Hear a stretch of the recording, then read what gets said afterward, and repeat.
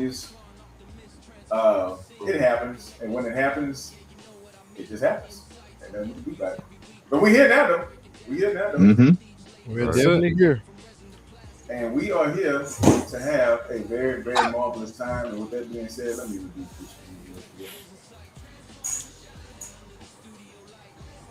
Let's go around the room and see how everybody's doing. We got one person in the chat. Hello, one person. Hello, one person. Oh, that one person is DJ. DJ with it, man. Welcome, DJ. Happy to have you, DJ. Thank you. Okay, we got somebody else in there. We got SJW Wasteland. What's going on? 442 South Georgia. Let's go around the room. Hey, MD Seeker. What up? It's Friday. What's up, man? Hey, man, can you tell me what a better start to a vacation than this right here? This is the greatest vacation start I have ever had. With my brothers, getting ready to start an enjoyable vacation.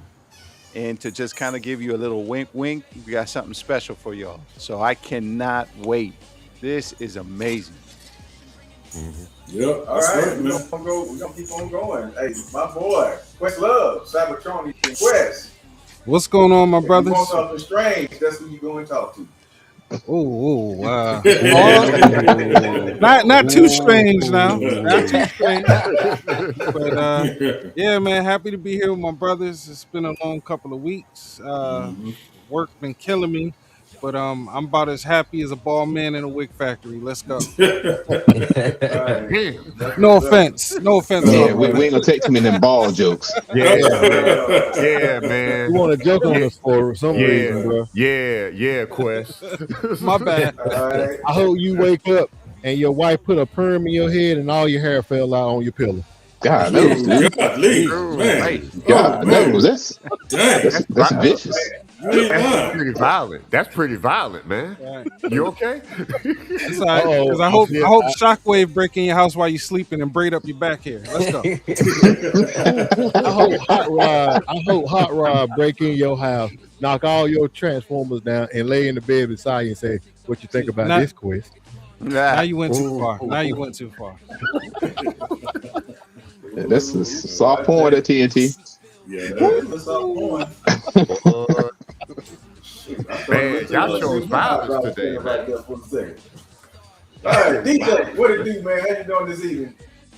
Hey, doing good, brother Chris. All is well. I'm here with my brothers, about to have a great time. How y'all doing? We doing good, man. Doing good. Hey, Mr. Manu, the man, the myth, the legend, Mr. What? No. This is Mr. John Arbuckle. See, don't start that Bravo Sierra today. Hey, I'm here with the brothers. We are getting ready to have a fantastic time. Exactly. That's right. Yeah, what's going on, man? First and foremost, I want everybody on this panel to hit the like button where y'all let it. There you go. Boom. Hey, second thing, I'm doing all right, man. Good to be on the panel with all my brothers, man. You know what I'm saying? Word up. After a long, hard week, if you know what I mean. Yeah. Pause. Sir. Pause. I'm like, Oh, boy. Oh, my goodness. TNT, wherever it is you're looking at, shake back. that might stand. No, messing with this second screen over here, getting everything ready. What's good, folks? What's good, everyone in the chat? Hope everyone had a blessed week. We had a tough week, but hey, look, we made it through. We got with God's help. That's right. That's right. All right, then we got last but not least, man, we got Mr. Country Band himself, not to be mistaken for marijuana, not to be mistaken for chop lines.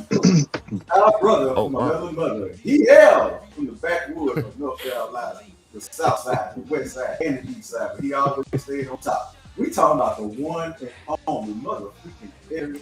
What's going on? What's up? What's up, Eric? What's up? Look, I'm just happy to have made it today. Glad I woke up this morning. Yeah. Glad to be here with the brotherhood. Yes, and we're sir. ready to have a good conversation with the boys. Yes, sir. Yes, sir. Yeah. That's right. All right, so we got our biggest supporter in the chat, Jonathan Rowe. Jonathan Hey, Rowe. J-Ro, Let's what's going on? Hey, we got Hey, Ro, what We up? gotta show J-Ro out. Yeah. we got OC Yeah. in there too. Jonathan Rowe. Yeah, we can't forget about Eric, Icon Yeah. Files, Eric, Yeah, Eric Ruby, Rowe. Walker. yeah. They all in the Yeah. building. What up? What's up? What's Walker up? What's Rowe. up, fellas? Whatever. Hey, What's good, again, Ruby man, Crime. apologies. We're a little Yeah, late. yeah. Apologies. We didn't. Some was beyond our control. We still don't know what it is. But hey, just know we got it working right now. Word up. Well, it worked. So we want you guys in the chat to get involved in this too, because this is going to be a very, very interesting show. This is going to be it's going to be for everybody on the panel, but it's really catered to one of our gurus, my brother Brandon Perry here, because he is one of the comic book specialists on this panel, man. And so I'm curious to see how y'all feel about some stuff. With that being said, let's go ahead and get into it, man. We ain't gonna keep y'all waiting. What's up? Let's hit it. Let's do it. Let's see, first of all, everybody, welcome to Let's Talk About It. We're gonna go ahead and roll on to the night show. X Me. Oh, X-Men. That just don't come off right. What? right. Yeah. That, I'm not going to touch that one. I'm not going to touch it. Bruce Jenner? You ain't lying. Cross out. Hey. Let me hit my mic. Oh, man.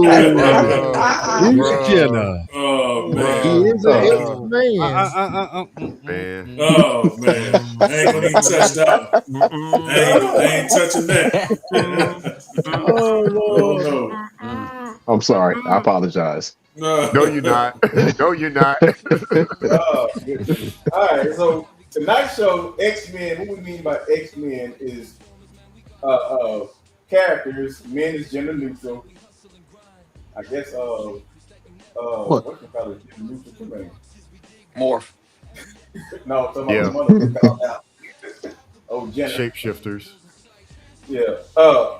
Gender neutral, different characters that may have been X'd out of a series, rather than for a long term, short term.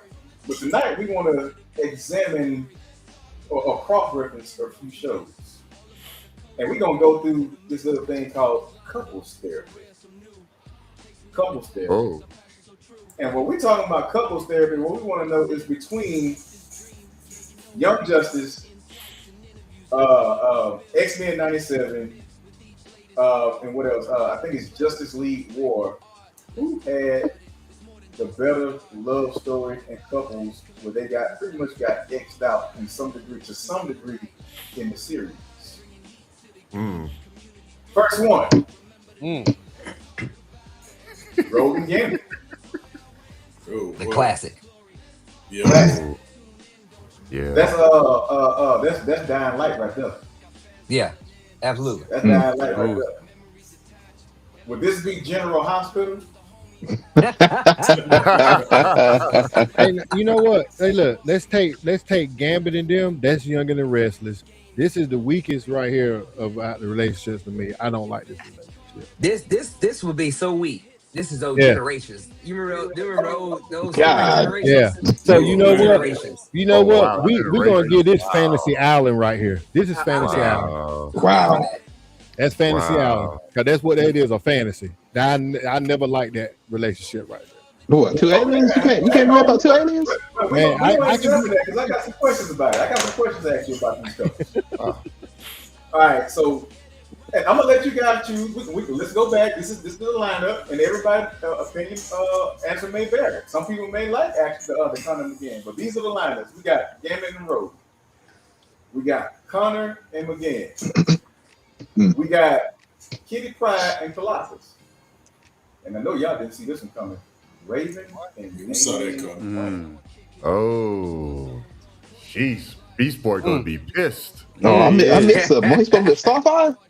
Hold up. Which No, Yeah, one he was was it? supposed- No, Yeah, I thought he Nightwing. was Starfire. Nightwing is- Damian. Yeah, Nightwing That's is Damian. Starfire. Yeah, Damian. Okay. Well, Yeah. that makes sense for Damien. Yeah, if you go back to Justice League War, it was him and Raven that kind of connected. Yeah, they both got So- daddy issues. Yeah. For Yeah, They that real. both got that issue. I'm glad you Yeah. said that quick. So now that we see who the starting liners are, we're dealing with couples. This goes for you guys in the chat too. If one of these couples was separated forever, which pair would fight the hardest to find their way back to each other? Which relationship feels the most unbreakable, y'all? Compare dynamics. I'm going ahead talk. You get a comic book theory, man.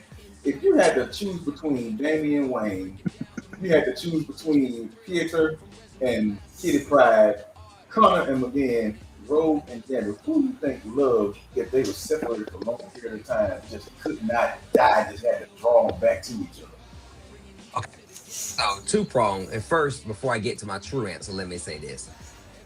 Peter and Kitty are just cursed.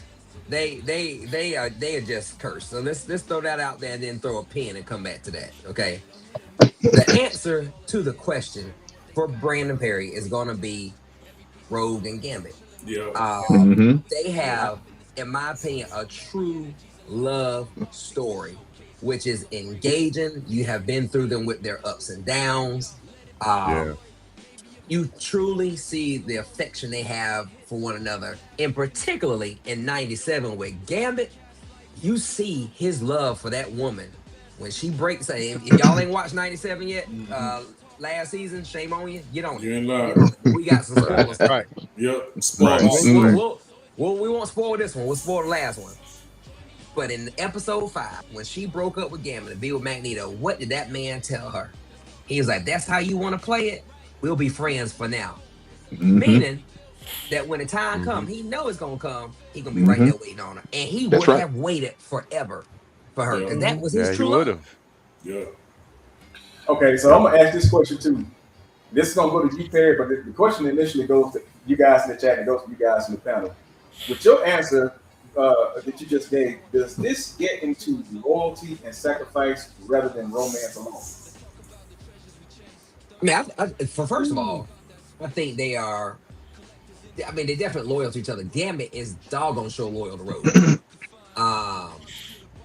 And they both would sacrifice for each other. I mean, clearly, look at 90. If you look at 97, Gambit essentially sacrificed himself for Rogue or for everybody. What did the man do? He rode a charged motorcycle into her so she would not, because she was engulfed with rage at the time.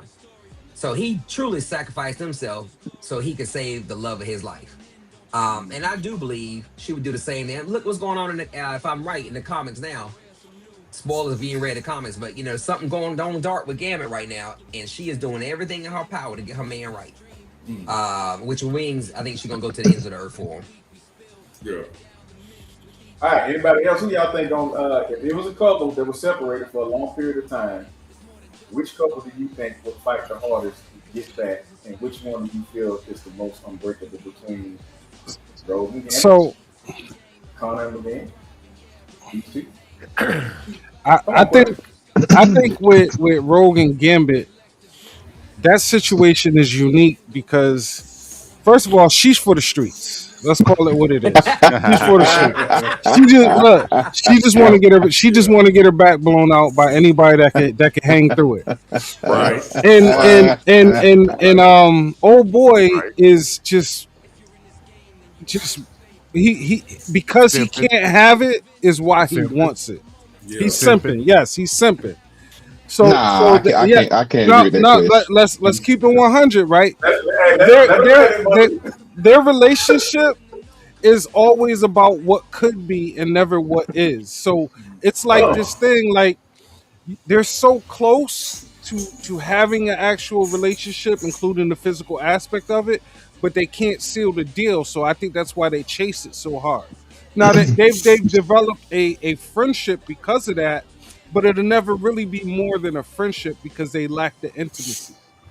So I'm gonna try to keep it clean in what I say about that. And the same thing now with Connor and McGinn, it's a little bit unique because they kind of blew up together, and then she outgrew him, and he just stayed. He's in the background gooning, just pining for her forever. You know what I'm saying? Like she done moved on to bigger and better things. She outgrew my man. So I just wanted to put in that input for those two. You got a rebuttal? Now, Quest, I can't see. Now, Rogue might be for the Earth. She might be. But with that being said, Gambit, hey, the way Gambit sit here and holds himself, if you read the comic book where you do, I mean, he was a ladies' man, so he can pretty much get with any woman he want to get with, you know. Yeah. So Except I'm for not that gonna. one, which is why he chases her. But hey, when you look at 97, he's willing to wait. So it ain't all about that. He's built ways around. I forgot what the relationship is called. What's it called when you write letters to each other? Best friend. No, it's got a specific name. I can't remember right now. But he loves him. Pen pal. Yeah, it ain't pen pals. Pen pals. But yeah, I'm not gonna sit here and say that. I mean, and then you look at these two right here. They're trauma bonding. You know good and well these two are trauma bonding. Raven and Damian. Yeah. Right. Damian is a violent little. I can't say the word. Violent YN. And Raven, she ain't no better. She a demon runaway. Yep. Yeah. I think because the every relationship that you have in here has a cause to be together, right? But what I think that Rogue and Gambit, the part of it that is so intriguing is almost like they cannot function or live without each other. That love is so freaking strong that even when they separate, and even with his willingness to let go of the love of his life, that love will always sustain. Damian and Raven, right? They were brought together because daddy issues, like we just talked about, right? And the trauma that they've gone together. Yeah, can that love build? Can that bond be created?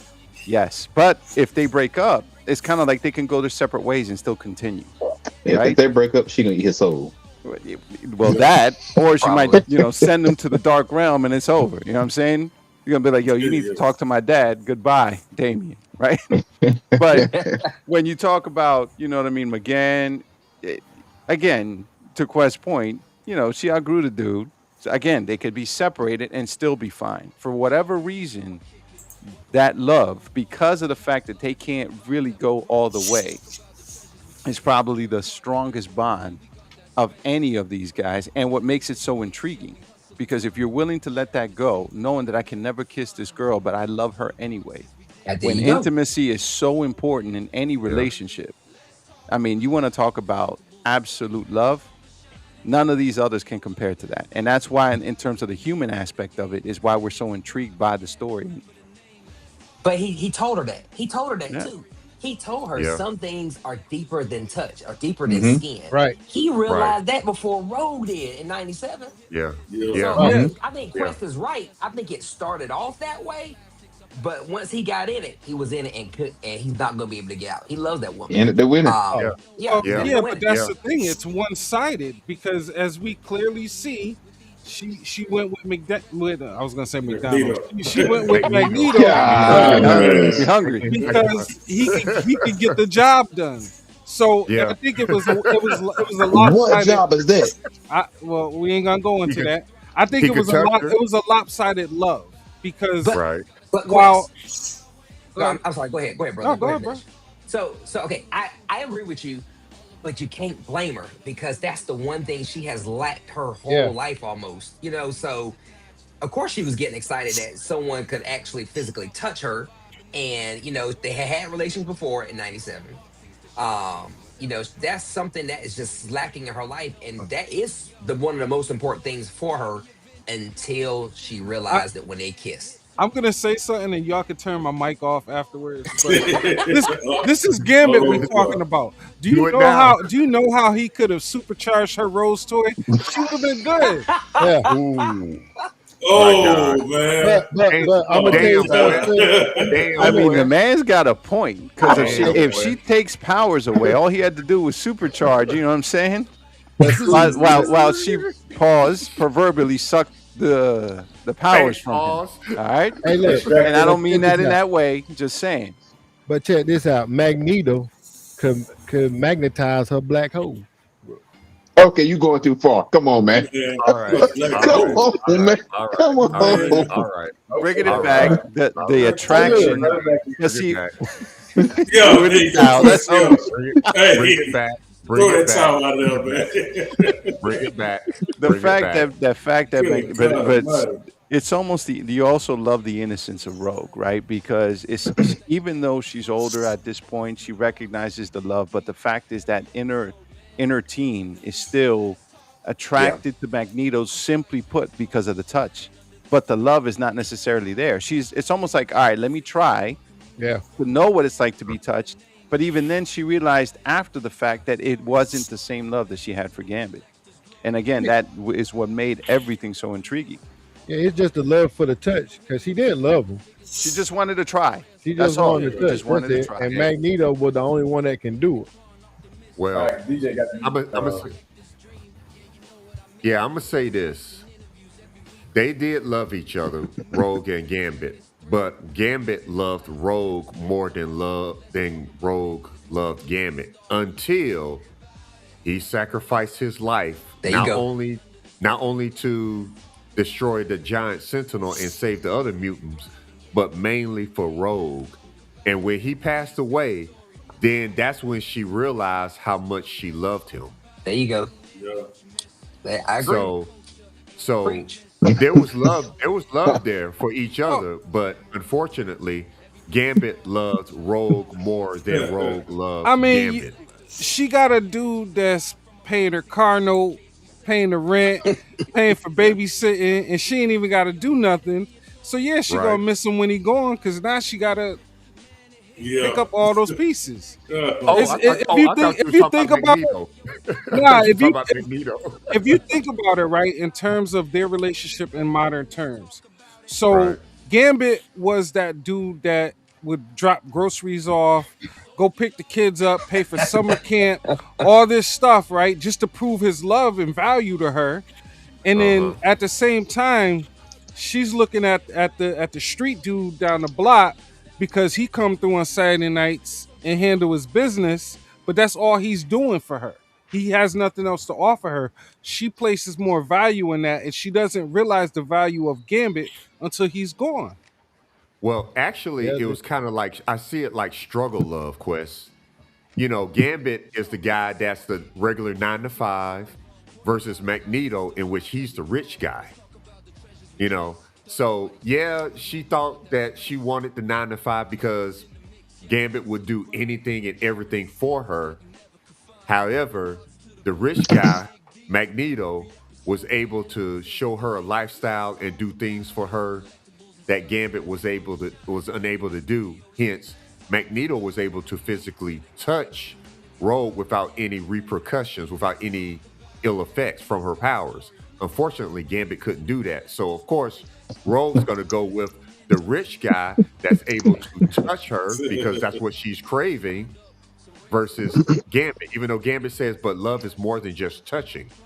But to Rogue, I don't care. This is what I'm feeling now until Literally. Gambit died. Yeah.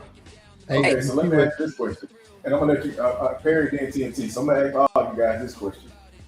Now, with Magneto having the ability to actually physically touch Rogue, and I'm not going to say that there was not a love for Rogue there, but let's look at it like this. Does Magneto have had a love for his kind? Did he just treat her as one of his kind instead of being in tune to her the way Gambit was in tune to her? And it took her having to be with him to see that that love stems beyond the physical touch. Not to say that Magneto did not love her, but not on the level that she actually really wanted to be loved on, that superseded touch. Right. I agree with that. I think Rogue was also what's the word? She was just enchanted by Magneto's power.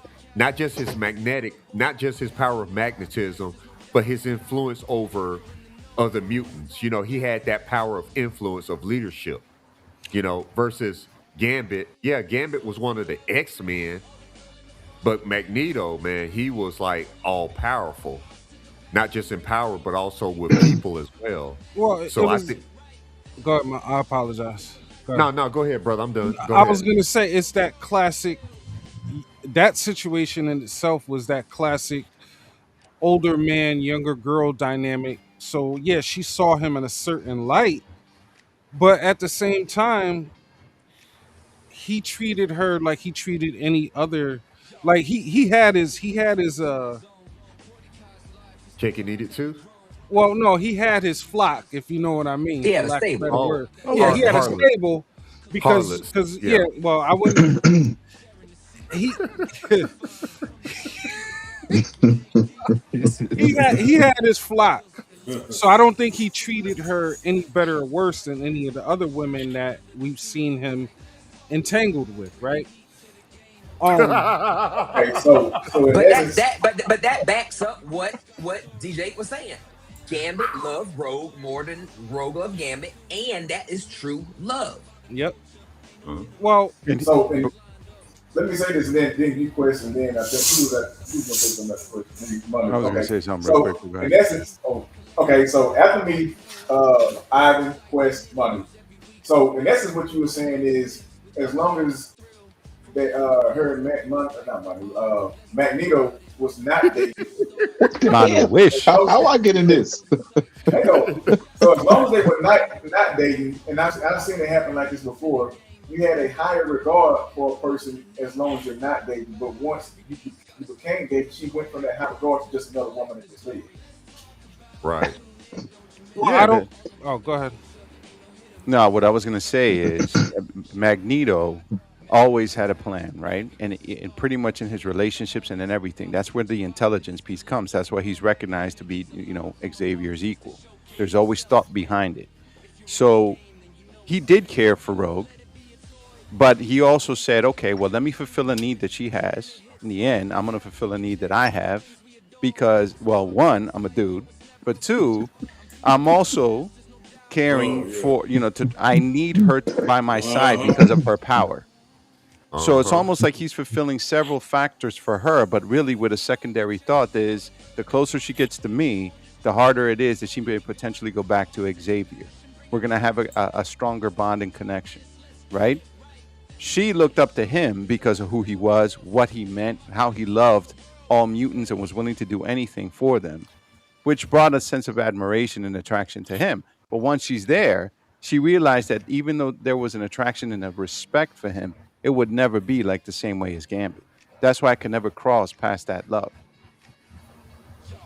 So y'all don't think that Rogue wanted Magneto not only because he was able to touch her, but because Magneto had power, he had influence, and he had wealth? No, You don't think? no, because she left him. Remember, if you remember in the episode when she was explaining it, she said he had those nightmares, and then he wanted much more than she could offer also, and he had demons he had to fight. Those demons are what he's trying to do for the mutant people. So that's why she ended up leaving him. Right. Yeah, I definitely understand that. Because you're actually right, Brandon. But I was saying like before, because like I say, between Gambit, Magneto, she went with Magneto in the beginning. I'm just saying, I think another reason why she went with Magneto is because of his power, his wealth, and his fame. I think I that don't was know. part I of don't know it. about that. I think that Oh, was yeah. her initial attraction, maybe Yeah. because of what he meant and who he was. So on that, yeah, I mean, I could see it at the very beginning, but really, she wanted to try something new. You know what I mean? And that was what the attraction to him and with him, because one of that sense of respect and admiration towards him, but at the same time, she also knew what's up. He's the only one that can take it. But he's right. If he think Right, about it, right. if he's probably, and let's just keep this real, he's probably the first one she had ever been with because of the power situation. So of course she's gonna want to stick with it. But when she knew there was no real room for her because of his plans of conquest, she was like, I can't be with it. That's why she left. What you think, Gil? All right, look, yeah, Money. No, go ahead, Mono. Go ahead, brother. Hold up. DJ dying over there, bro. What happened? Something was said. What was said? Okay. Said he was the only one who could take it. Since He's the only one that can take it. What? Yeah. What? Who said that? Who said that? I I did. said it. Pause. Without a pause. I Let me mean, back real up. is real, bro. Hey, I know this She juvenile. used, I had a in other words, digressing to a proper conversation. She knew she was Oh, fulfilling a man. need that only he could do. That's yeah. it. Yes, That was that All right. absolutely. simple. Hey, Oh, so man. hey, go Let, back. let me I go. would go back to what's his name? Hang on, let Tri. Manu get his out first. We'll go back to it. Yeah, I was about to say let me go on a tangent and address this. Gambit's a simp and Magneto's the bad guy. You got a bad guy and a worse guy. Remember who Gambit is. Remember that he's not this nice gentleman. Right. Yeah, Thieves Guild. So Right. That's true. so That's where are true. we getting this? Magneto probably looks like. I mean, he probably is a bad guy, but he's doing it in the name of this, so he has justification supposedly. But some of the stuff Gambit was doing was straight gutter. Yeah. So That's true. So let's put that bad guy. He's a simp and all the stuff there is. He's Yeah. one of them's the worst guy. One of them's the bad guy. I mean, remember he did lead the Marauders down there to massacre To the. die. I can't think of the name of the group right now. God, I know who you're talking about. I can't remember it either. He led the Stray Patriots them down there to kill the. Yeah. God, what is the name? Leech in them. They are the The Morlocks. Morlocks. The Morlocks. The Morlocks. I'm about to say the Morlocks, Marauders. The Morlocks. So yeah, remember Gambit is the one who led them down there. Yeah. Yeah. Well, Yeah. I mean, That's true. again, at the end of the day, she chose someone who was emotionally unavailable over someone that would go to the ends of the earth for her. So despite Gambit's moral lacking, he still was prepared to give her everything that he could. Absolutely. Especially compared to Magneto. Magneto was emotionally unavailable. Mm-hmm. And you could see that, like, she knew what she was getting into. She made the choice. Mm-hmm. Mm-hmm. Yep. All right. TNT, what were you going to? No, I was going to go back to, I think his name, Trifield, 3_5. He brought up Trey 5. So he brought up Gambit was a young dude who paid for everything. Magneto was a bad dude she couldn't have.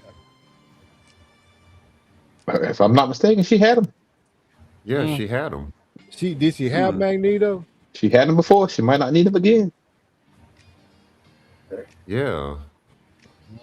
She went round 2. All right, so this one is going to be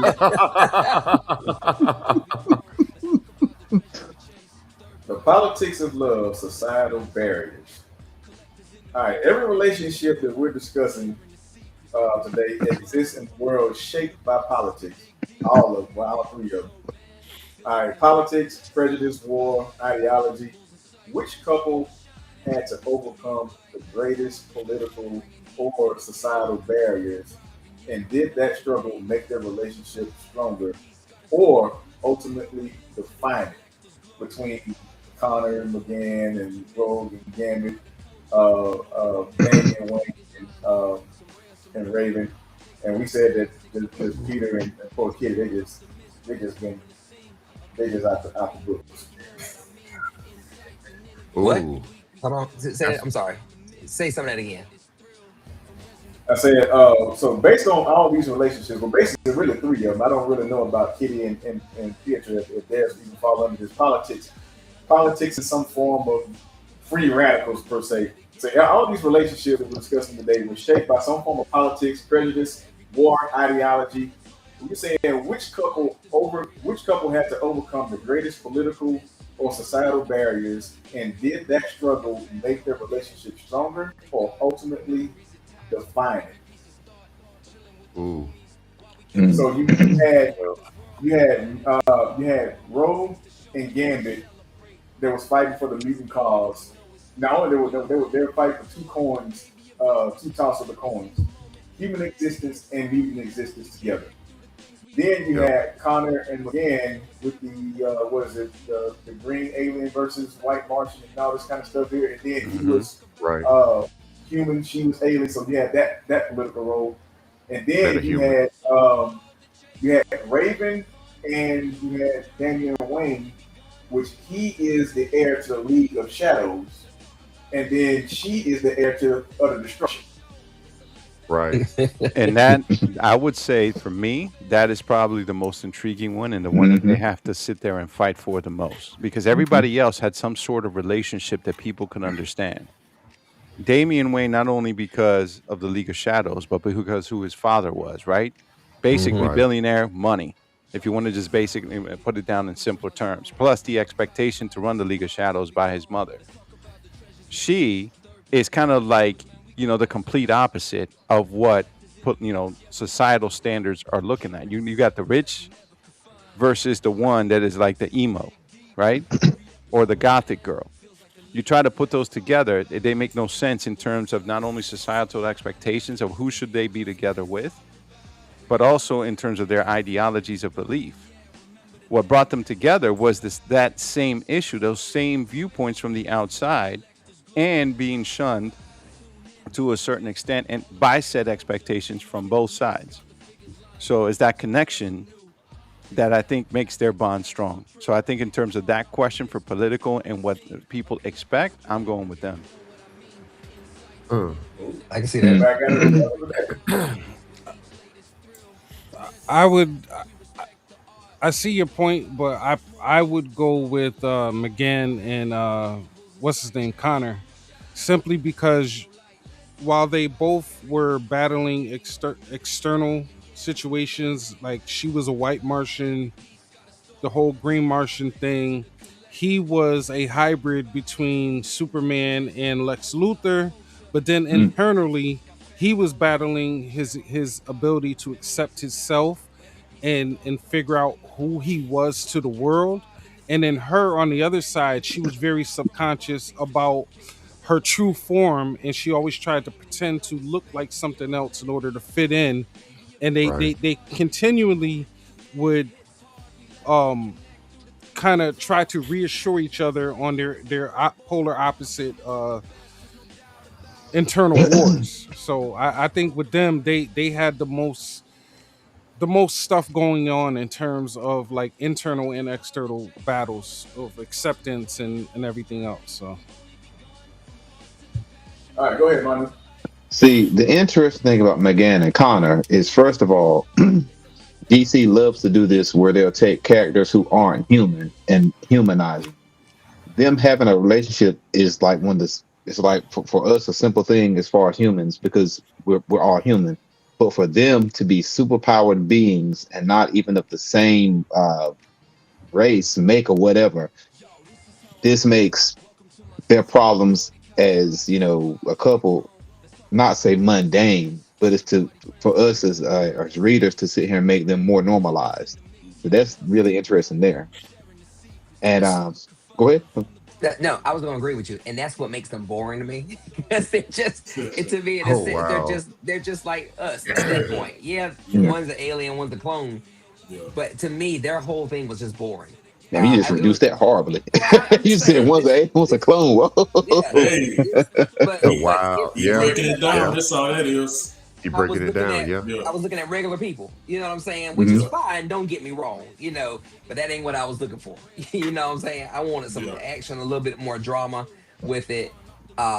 Their argument in the Young Justice episode where everything came out with the Bat family, that was pretty interesting. But other than that, they were just so boring to me. I mean, it was just like watching regular people. Hey, Mr. and Miss Smith. Yeah. And the thing with Raven and Damian, it's just, like I said, a trauma bond. That in itself, she's a demon spawn. Yeah. What happens when she loses control? If she loses control? You already know what's going to happen with that. Yeah. You already like she eat a soul, like I told you. Yeah, we already know that. Let me ask you this question, Manu. I'm glad you mentioned that. Since both Raven and Damian were expected to become something dangerous by the people who shaped them, does their relationship represent rebellion against destiny, or simply two damaged people finding comfort in one another? Shoot, two damaged people finding comfort. Shoot. That trauma bond. Yeah. Trauma bonding. Yeah. Trauma bonding. Okay, I would say both. Yeah. You Absolutely realize both. that if anything happened to Raven, Damian still got the answer to daddy. Exactly. Man, That's a yeah. problem. Well, yeah. My man That's took a true. risk because regardless of her relationship with her dad, Yeah. the second that somebody hurts that girl, Mm. It's on. It's Daddy, on. daddy, Yeah. daddy gonna take you down, bro. and Mm. that ain't a dad coming over there with a bat. That No. is the dude is the Lord and King that of dude ain't no demons joke. coming at you. Yeah. Yeah, he coming to take the whole universe. And he back, he bringing everything with him, bro. Looking for any excuse. Yeah. Yeah, that's what he want. Any Have her excuse back by to come 8. over to do what he do. Yeah. All right, Yeah. so this question's gonna go for all you. It's gonna go for you guys in the panel too, and we'll start with you, Perry, when I ask this question. But we're still dealing with the politics of love, societal barriers. So this question is: which universe created the most believable political conflict, and did that conflict make the romance feel more meaningful? Mm. Ooh, that's a good one. That's a good question. Oh, I already know my answer. Okay. I know it's gonna sound like I'm one-minded here. I'm going with Gambit and Rogue, and Hey. I'm There you go. tell you, and I'm just gonna keep this 100. I relate to X-Men 97 or X-Men period as a black man in America. You know what I'm saying? And Right. it resonates with me with Yeah. that. Ever since I was a kid, and I feel with the political aspect of that, you get to see both of their mindsets with that, and what they go through to be together, to try to live as much as normal lives as they can, and Right. being mutants. You know, they have the comfort of being regular looking mutants, so no one knows it until they show their powers or whatever else. But we still get to see them navigate and try to navigate a normal relationship with their power onset, being mutants, being in America in itself. For me, like I said, for my own, reasoning, that's why that's more appealing to me. Right. And Okay. and I agree with Brandon. Yeah, I agree. Yeah, I agree with Brandon because the X-Men, yeah, it's definitely hits home because if you don't know, Professor Xavier was actually imaged after Martin Luther King, and Magneto was imaged after Malcolm X. Malcolm X, exactly. Yeah. So of course, Yeah. with Rogue and Gambit being mutants, as well as they're experiencing, bigotry and prejudice in the Marvel universe because they are mutants, people fearing them and everything. Yeah, that's definitely a mirror of what we're seeing in today's society. Yeah. So yeah, Brandon, I agree with you on 100%. that. So, was it more racial than fear? I think it was more racial than fear. That in that Well, time for that. well, You know. is it racial? Is it racial driven by fear? Yeah. Racism. Yeah. Yeah. It is, Yeah. yeah. It is, yeah. Yeah, Yeah. yeah, Something different. yeah, Because it's different, then we Yeah. won't like it. That is exactly what the Mhm. simple mentality is. And that's then and programmed. now. Yeah, and that's programmed. I wouldn't say it's programmed into us naturally. It's programmed to what was taught us, what was taught to us. Excellent Yeah, point. stop. You know that there's so I read a lot about sociology and psychology because it's just intriguing to me how people think and why, right? I always seek Right. answers to try to figure out why people do what they do. You know what I mean? It's just something that feeds me. And not only feeds Right. me, but it's always something that I try to always, try to figure out. And one of the things that says is, haven't you noticed that before the age of 6, or I think 5, you can grab a set of kids from any country, any race, and any language, and they will figure out a way to play with each other There you go. Yep. without That's any true. form Yeah. of prejudice or discussion. But yet, Yeah. after the age of 6, when their reasoning starts to kick in, and at home, they follow what they're taught. Mm-hmm. That's Yeah. when human nature starts to take over based on what we're taught, not necessarily by experience. And that, Yeah. that's it's one of the coolest things, man. When you see just kids just playing with each other, they don't see color. Yeah. Young ones don't see Right. color, they don't see race, they don't even see language, man.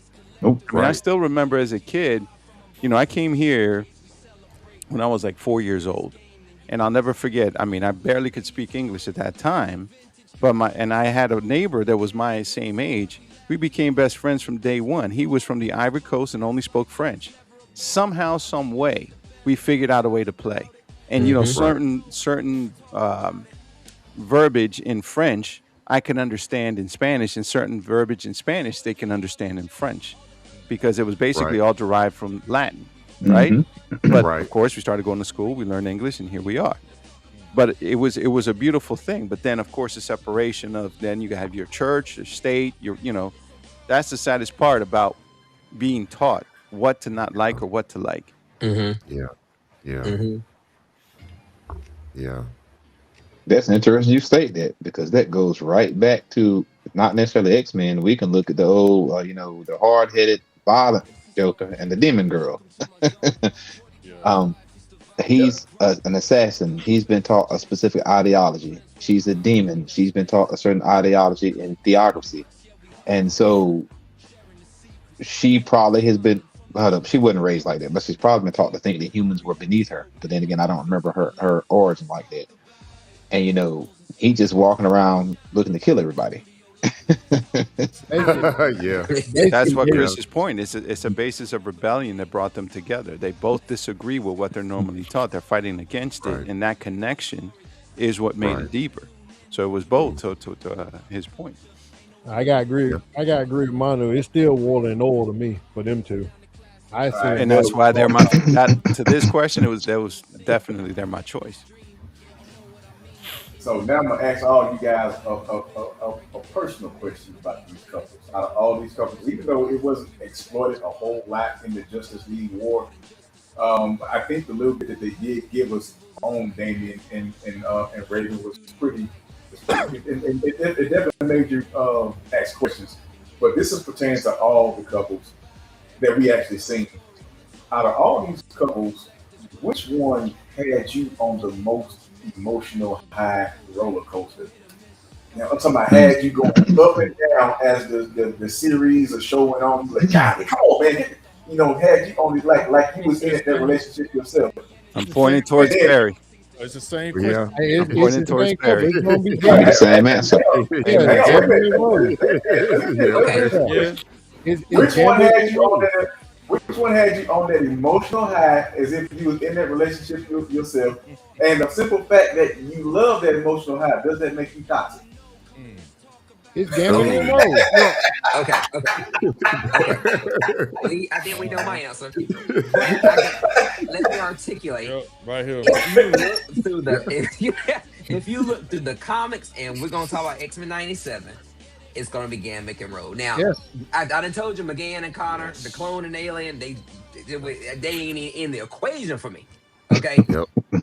I can respect Damian and Raven. I respect it but if we're gonna talk about death and dishonor before, clearly, even though Gambit is part of the Thieves Guild, look at everything he's done. Even in the comics, he chose to go with Apocalypse in the comics, become Death. Why?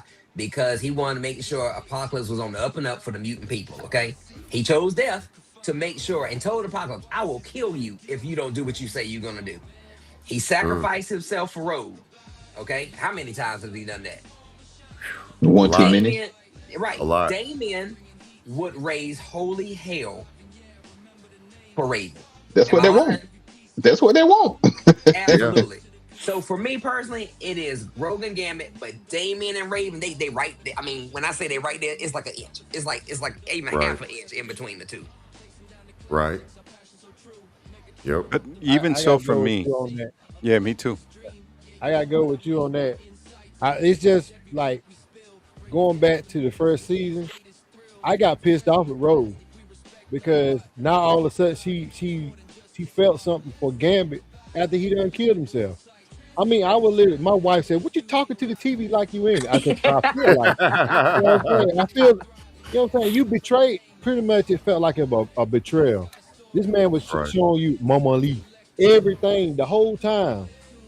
But yet, as soon as he killed himself in the little white suit and everything, Rogue come and sign and Craig and crying and everything.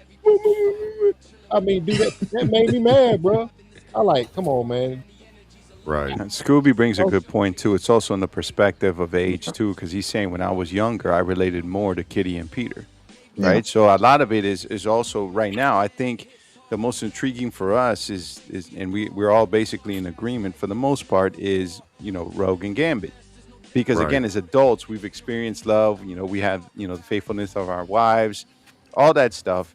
But as a young kid, you relate to other people, you know what I mean, that are just like you. So I think that, I mean, that's a good point. So a lot of it is relation. But digressing back to the question, definitely, I think anybody who watches it, the Rogue and Gambit dichotomy, we all go with it. We all get hurt by it. We see the betrayal of her going to we all feel that, because whether we experience it or we haven't, we still, to TNT's point about throwing the control to the TV almost. You know what I mean? We all want to sit there and be like, "What the hell are you doing?" You know what I mean? Yeah. So, but it's just an intriguing. It's just an intriguing thing because everybody else, as I said earlier, you feel like they can break up, kind of go their separate ways and make it. For some reason, there's a tie that binds with those two that cannot be broken. Everybody else can kind of sort of survive, but this one, for some reason, you can't.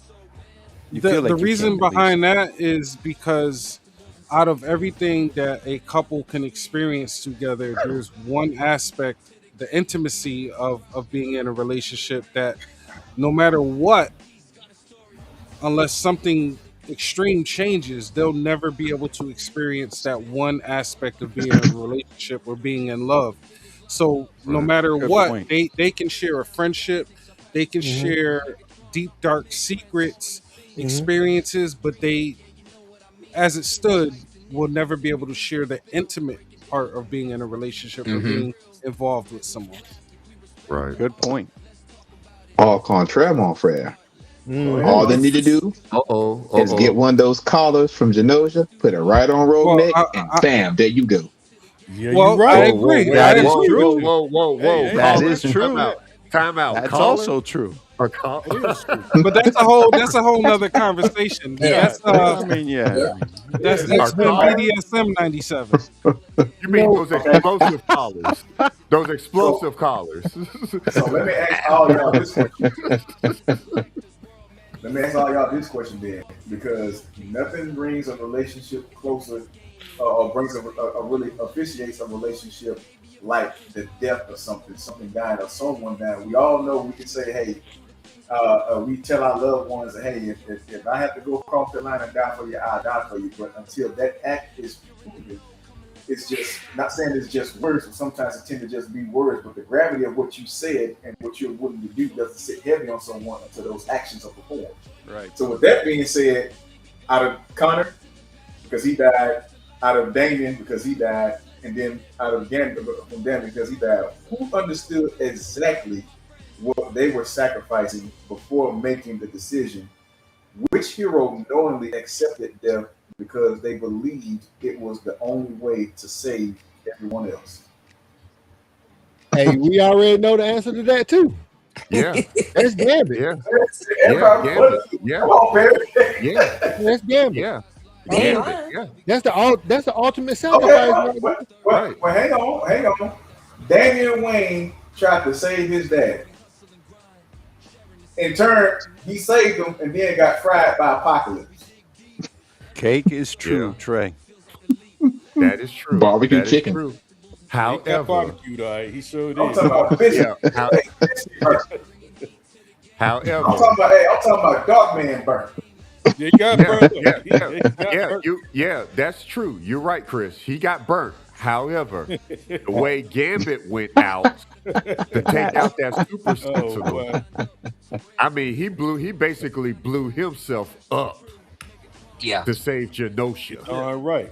Well, yeah, he had a plan in his head before he even pushed her out the way. He already knew how it was going to play out. Yeah. Like, he had planned to go up, get stuck with the tentacle, and then use his power. So like he knew going into it.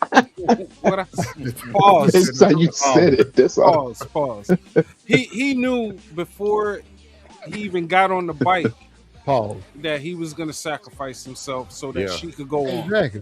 Yeah. So that's the ultimate sacrifice right there. I mean, he did it for someone who thought she loved him, halfway loved him, and everything, but he still did it. He didn't care. He did it. You know what I'm saying? And then when she's done what she done, yeah, that's a throwing the remote at the TV, cussing that person out, knowing she can't hear you. Yeah. Throwing your laptop like a frisbee. Right. Yeah, So that's the ultimate sacrifice right there. Yeah, super simp sacrifice. Yeah, I mean, let me say super simp sacrifice. That's the triple S. Nice. Let me say this. I will say Connor is a close second for me.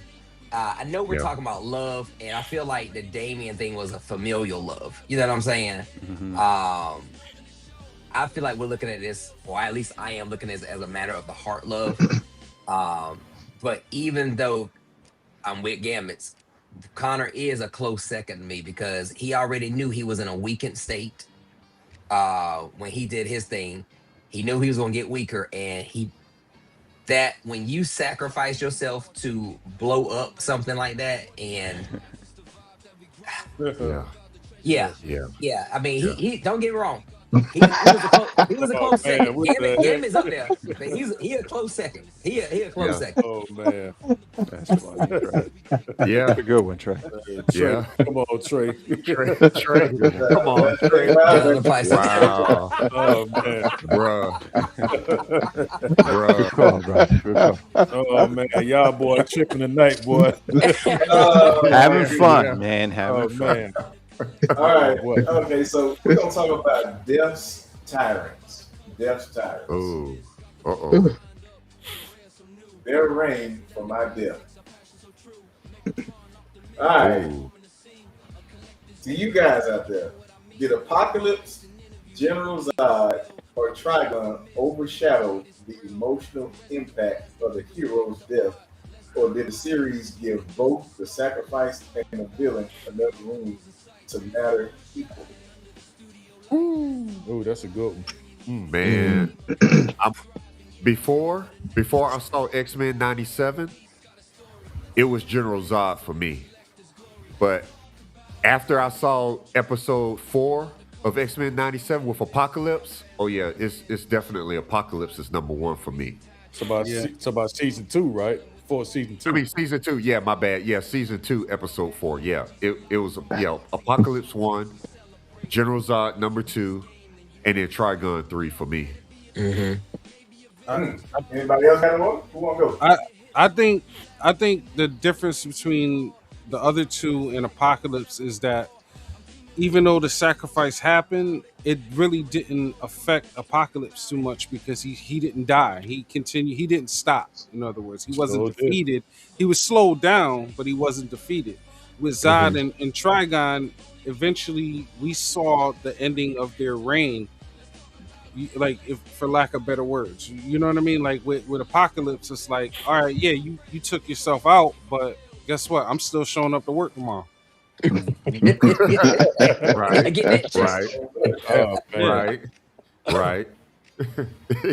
get that check. Yep, that's true. That is It's true. the complex. No, I mean I agree with DJ. I mean, honestly, it's just the complexity of the character of Apocalypse. You know what I mean? And I like complex characters. You know what I'm saying? But it's one of those things where, you know, they had a focus. So Zod had a focus to save Krypton, absolute. Trigon was just, I want to kill everything. It was his focus. But Apocalypse, you saw his progression of why he did what he did and how he became that absolute monster. Right? Again, a more complex character. So I've always just thought that if it was for these three, Apocalypse was, again, kind of going back to what you were saying earlier, Perry, the more interesting of all of them. Because, we understood what Zod was doing, Trigon too. But again, it was very simplistic. It was just a one version, one viewpoint. Yep. Yeah. All right. So I kind of know the answer to this one here, but this is going to be the last question on this one here, on Death's Tyrant. If you could keep only one hero sacrifice and one season-ending tyrant as the defining story arc, which pairing stands above the other? Gambit and Apocalypse, Connor and Zod, or Damian and Trigon? I go with Gambit and Apocalypse. So who runs with their father-in-law, huh? I go with Gambit and Apocalypse on this. Yeah, no. Oh, that's a double-edged sword right there. Same here. Especially after the last episode. Shoot. Yeah, for real. Yeah. For real. Sorry, man. That right No there, spoilers. boy. No spoilers. That mother caught me off guard. Watch it. Yeah, so did I. No spoilers. You're right. Yeah. You're right. Yeah. That was crazy. Yeah, I got you. But you ain't getting me. Right. That part. Ooh, I like what Henry said. Apocalypse is always destined to be what he becomes. Exactly. Right. That's true. Yeah. They called that out. Yeah, they called it out in the last episode. Yep. Yeah. Absolutely. Absolutely. I agree. What y'all say in the South? One horse don't stop the show or something like that? Yeah. One monkey don't stop. Yeah, one monkey don't stop no show. This train gonna keep on rolling. One horse. This train gonna keep on rolling. Oh man. All right. Wow. Now we have come to the conclusion of the show. That's fair. Here we go. Hot seat time. Hot seat time. Here we go. Oh Lord. Here we go. Don't say it's up. Mr. Photographer Extraordinaire. This is X-Pair. Why X-Pair? Because we all want to couple. All right, Perry. And this is for you guys out there in the chat world too. I want y'all to think about this. So, Mr. Perry, if any one of us is Superman and we got super freezing breath, Superman can blow his breath and it's powerful winds like a tornado. He can freeze stuff. Can we worry about bad breath in the morning or not? Absolutely. Yeah, you don't worry about that bad, bro. Yeah, dog. I'm telling you, he gonna need every bottle of Listerine on the continent to get that bad breath together, dog. I'm telling you. Lord. If you got super freezing breath, Perry, we got to worry about bad breath. Just because it's cold don't mean it don't stink. That part. Yeah. Hey, look. Yeah. Hey, look, I have smelled somebody's breath. You can smell it in the breath that comes out in the cold there. Right. When they ain't right in front of you. Hey, man, your breath must be mighty atrocious if it's stinking the cold. For real. I have experience with this. Ooh. Previous job. It don't matter. Bruh, stank breath, cold, hot, it's stank. And Chicago is cold. So he knows. Yeah. Bruh, the Hulk and his family be here. Yeah. All right. Okay, Barry. Next question that people want to know: Superman got laser vision.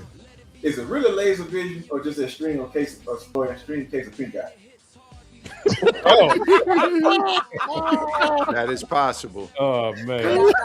I'm gonna go with his laser because pink eye is contagious. Actually, pink eye is contagious depending on if it's viral or bacterial. If it's viral, it's contagious. No, what is it? Is it bacterial? No, viral is contagious. Viral is contagious. Viral. Virus, viral. I'll take his pink eye though if he got it. I want some laser vision. I want some laser vision. Hey, Perry, you got to remember when he first got his powers and knew he can do laser eyes, he did have extreme pink eye. Did he now? He did. All right. Yep. Last one, Superman for X-Pair. We got some more action, man. He say, all right, Superman. If I'm Superman, we're all Superman. If we get our powers from the sun, are we really powerful or just a glorified solar power?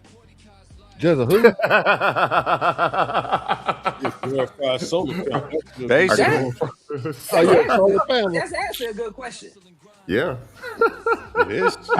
Okay, I'm gonna get some hate for this. Okay, I'm gonna say glorified solar battery, because I'm saying a lot. Superman ain't my guy. You know what I'm saying? He just ain't my guy. Now I ain't gonna lie. I got that main fix Superman, and that figure is fire. It's just a well-designed figure. Superman ain't my guy. He is just a big MacGuffin. You know what I'm saying? He called him Mary Sue. We ain't gonna listen to this cussing of my Superman, man. I'm just saying. I respect them. Yeah, I don't too much care for him either. Where's Larry? Appreciate it, Gib. Thank you, man. Yeah, I don't care for him either too much, dog. I agree. I got a couple of questions. Okay. Okay. First of all, we were talking about his freezing breath, right? So how far do you have to be from him for him to freeze you? Because when your breath comes out, it's at 98.6. It's whatever your temperature is. Oh, that's the first question. Hey, a light year away. and you still A gonna light sell it. Yeah, man, you think Yo, about it. That dude can blow across anywhere. man, that's a lot. Pause. Okay, pause. Pause. And the second thing, again, MacGuffin. Pause, brother. look, heat vision. So let's look at this right here. So these are lasers coming from his eyes, right? Right. Yeah. How can we? First of all, how can you see them? That's the first question. How can you what? See How do you them? see them? See the lasers? Yeah, Well, you know, Just like Cyclops. growing up, yeah, just like but Cyclops is different. No. That I was gonna say, Cyclops is not heat. They're concussive. Yeah, it's blast concussive force from, Yeah, alternate another dimension. You Well, did you're not right. hear. Oh, You right, because in one movie he did do heat vision, and he did not have the light showing. It was showing heat waves. So yes, Yeah. that is That was Henry Cavill, I believe. Yeah. The actual light is for us. Yeah, the light for Yeah. us so we Yeah. can see it that he's doing it. Yeah. But It's like in the NFL first when down Henry- light. You know what I mean? Yeah, when Henry done it, it was actual heat waves, but you can still see heat waves like from an engine up on the Right. hood of a car. You can Yeah. still see the heat waves. So here we go. We called him a glorified battery, but his body metabolizes the sunlight for him to have these feats. Now the question is, how does he sit here? So we talk about him flying. All right. So you have to fall at 4.9 meters per second squared in order to fly. So you're not flying, you're falling. That's the first thing. Okay. And so with that being said, is he anti-gravity? Mm-mm. no, he ain't anti. He propels himself, like when he flies, he jumps. He basically pushes himself off the planet, but he does it with such force that allows him to move through space. But then how does he go up and down then? Oh, if I that's the think, case? I think Manu. He Catches eats, the he eats wind. baked potatoes. I mean, baked beans before he. So yeah, so he Catches the passes wind. that gas and Propels himself. propels himself. So okay, here's the thing. All right, Chris say, "Oh, we use it as a solar panel." So do he use it as like a heat absorbent and uses the heat to propel I can't say it. Propel himself through? You mean like lift and like drag? a jet power? Yeah. But he can't do that because he don't have any wings. He don't have no surface area that's there. Well, okay, so about like a jetpack. You see what I'm saying?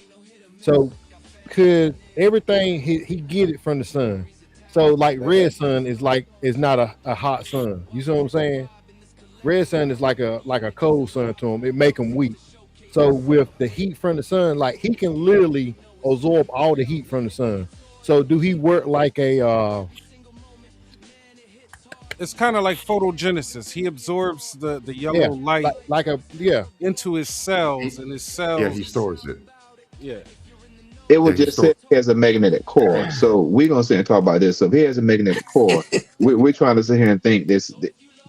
So what you're saying is he's using counter gravity to repel himself against Earth's gravity, or is he creating a bubble around him where gravity doesn't work? It's got to be. He's creating a bubble around him where gravity doesn't Quest, work. does your head hurt yet? Yeah, check this out. like a rocket. Hey, remember John Connor? Yeah, John Connor just jumps. So let's but put him like a rocket then. the magnetic field, the magnetic force, should I say, the gravitational force on Mars was way lighter than on Earth, and it was heavier on Earth. So therefore, when he got over there, of course, he was going to be 10 times, 1,000 times stronger. So we talking about Kryptonian biology and comic book logic. Yeah, we say cartoon logic. Yeah. Now, remember, yes, Superman does have all these powers, However, remember, when it comes to flight, Superman can manipulate gravity and inertia around himself. Okay, so that makes more sense then, especially if you say inertia. Yeah. Okay. So in a sense, he has, I guess, self-generated telekinetic control. Okay, now that makes it. I can get that makes good sense. Makes more sense. Yeah, that makes sense. Yeah. So go ahead. Like, QC. if okay, mostly in some of the cartoons, you see a guy squatting down and they get ready to power up, and they got that force that come off around them. Is that what you're saying?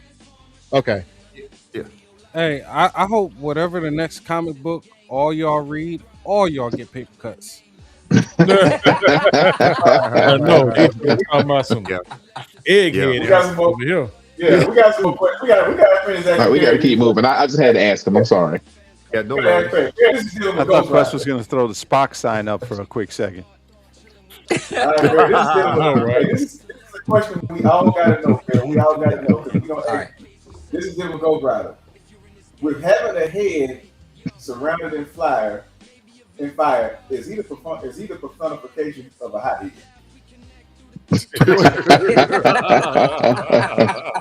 Yes. Oh, man. The answer is yes. Yeah.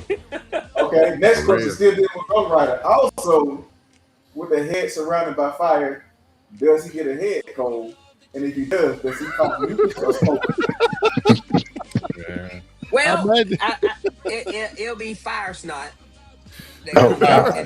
So magma. But he besides fuse. So he got to use a snot rocket. He can't use no tissue. Right. There you go.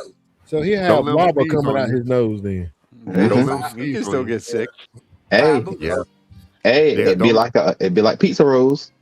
Don't let him sneeze on you. I can't eat pizza rolls no more. Man, it's like eating fire, bro. Wow. All right, last question on Ghost Rider.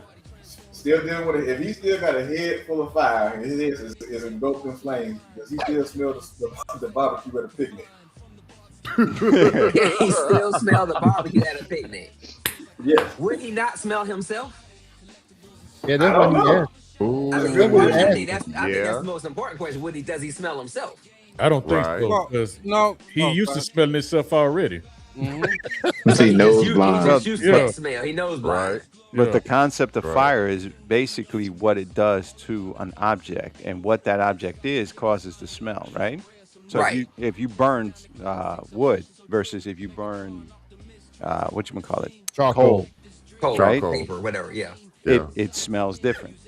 He is the fire, so he may not be able to notice himself as what basically what fire smells is what you burn. Well, you burn a human, you're gonna smell it. Technically, his body is able to contain that temperature. So even though he is at a high temperature, he wouldn't necessarily be burning because the way his DNA is set up, he can contain the fire. I mean, and not himself, what he burns, what he touches. Hey, John the Rogue had a great point. His head is a skull, so there's no nose. Yeah. I mean, valid point. Yeah, but I agree.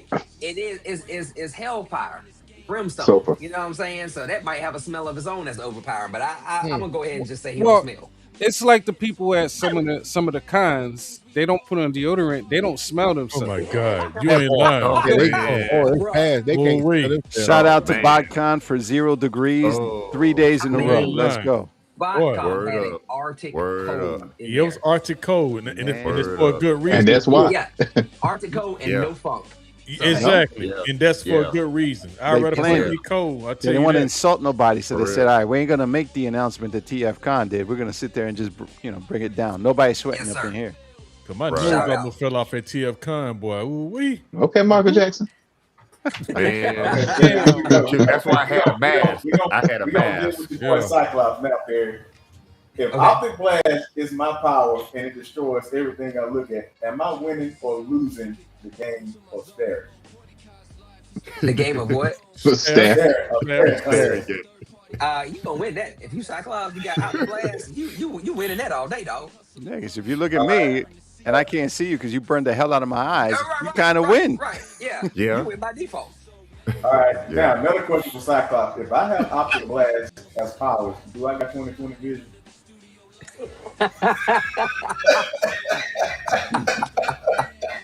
I'm gonna give that man whatever vision he say he got and whatever he want to have. He can't see. Challenge that Pretty much. He can't see. That Joker can't see unless he's wearing his glasses.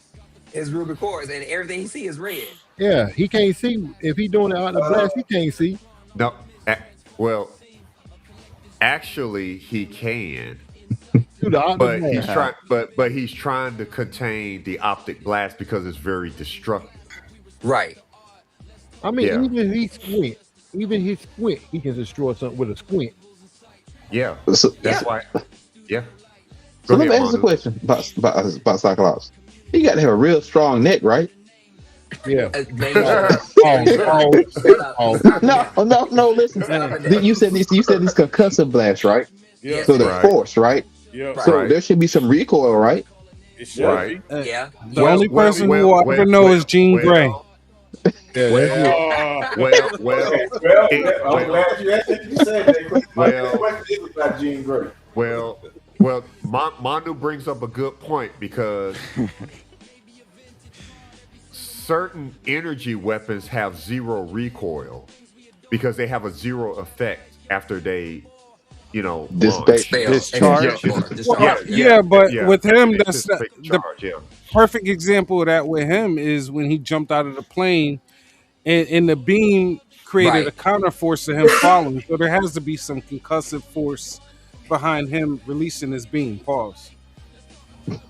Well, So he's got to be a lot well, stronger true. than he was there to be. and I see what you're saying, Quest. But today we do have some lasers, some very powerful lasers, and they don't have recoil.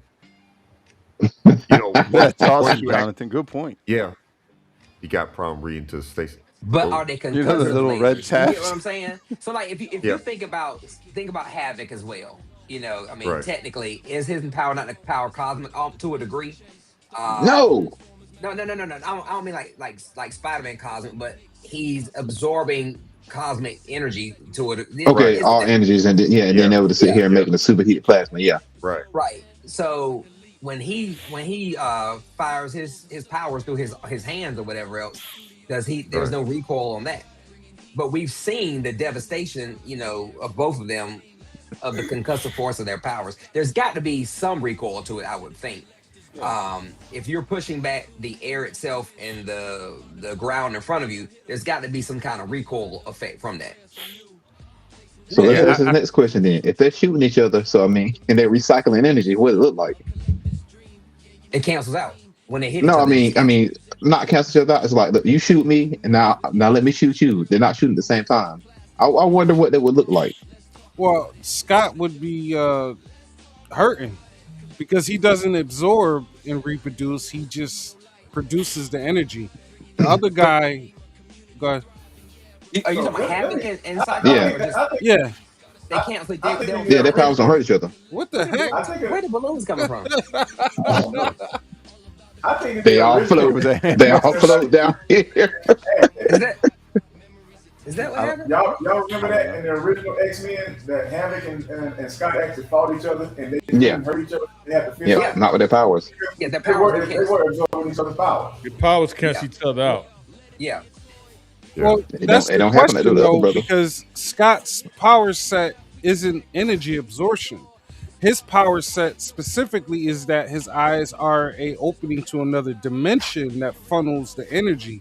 So that doesn't work based on what Yeah, basically where they Western was set his- wrote, but yeah. Right. but they did it because because they're Brother. kin. Let's look at it this way. Okay, what if I'm trying to make sure I explain this right. You can have the same kind of force, but generated by different sources. That's funny. I know I just He said okay. Perry being attacked by Pennywise. Anyway, Balloon. It happened again. yeah, with the balloon. They randomly just released from nowhere. Dude, what in the world? It's because it's some kind of effect that is set up in the stream. I don't know. I didn't All do right. it. I didn't So you guys see what Henry just put about there Yeah, being because no there's no resistance. resistance. But again, that doesn't fit with what we seen with him being able to jump out of a plane and guide himself to the ground using his beams. There has to be resistance in And play. hey, Quest, I got something for that. Okay, so he's a mutant. He was born a mutant.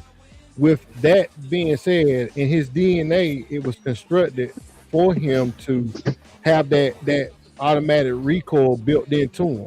You see what I'm saying? So it's So you saying he got a strong neck? it's just, I'm sure Gene it's likes that. It's like I mean, think about Xavier. that dude can have a crazy headache, man. Sitting there, doing all that stuff. But by them being mutants, it's built in their structure to handle whatever they throw out. Paul. Okay. So to jump on Henry's point and Jonathan Rose. Pause. If he, yes, please. Okay. Double pause. Okay, so if we all know that his Cyclops' beams come from an alternate dimension, how is he controlling the force of which comes out? It's Ruby Quartz. built into him. I With think his with his eyelids and also His visor. through his visor. What? Okay. You just So it's then- like a door. It's like he's saying it's a door. Yeah. Okay, I get that. You open it, okay. Yeah. And I think what screws it over sometimes in comics, you'll see Cyclops releases a big optic blast, and then you'll see the vapor come out, or whatever else. That can't happen because there's no heat dissipation, right? But Friction. is it a vapor or is it just an effect for it to catch our eye? I think That's it's just to look fly. cool. It's just to look cool. Exactly. It's a It's made fly, to it's a look cool. fly that got. It's a fly that got in the way. And Jonathan Rose, right? Black Bolt never has recoil when he uses his power. Right. So back what you said about his eye smoking, it's concussive force, so it's creating friction in the air. Okay, I can get down with that. That's Okay, true. I can see that. Brother was I can right. see that. I can see that. Yeah. Well, basically about like Superman heat ray then. Pretty much. So are we saying based on the intensity of the beam, that determines what causes the recoil? I still say he can handle whatever he put out, Paul. I mean, if it's just like Hulk getting stronger. You know what I'm saying? Right. So if he putting that blast out just as hard as he can, Paul, I think he's just built for it. He just built for it. His physiology is built so that way it shouldn't matter. Right. Yeah. Right. All right. So we're gonna ask this last question, and then we're gonna do some phenomenal surprise for everybody. Mr. Perry, got one last question for you. All right. Just ask Perry, and everyone wants to know. Nightcrawler has teleportation powers. If he teleports into the kitchen, is that considered fast food or Uber Eats? Hold on. Say that again now.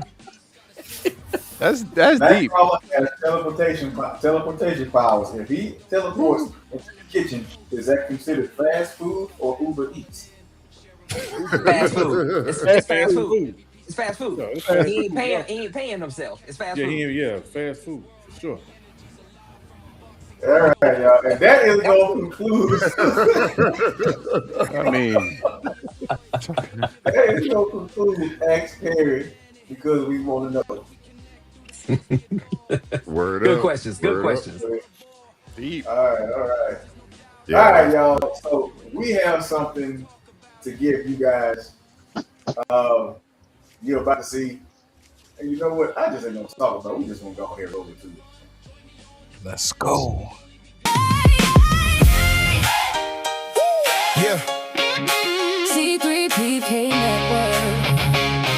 Oh, yeah. Transformers third party kingdom.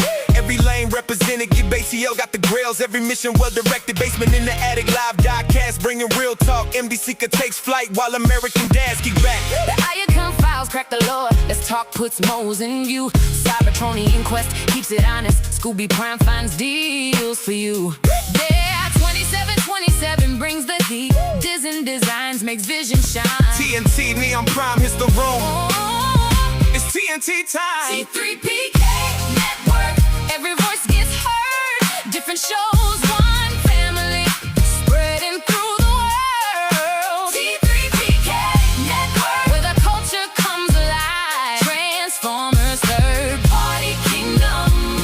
Oh, together we rise. Together we rise. C3PK Network. Every creator gets to shine. Different personalities. Move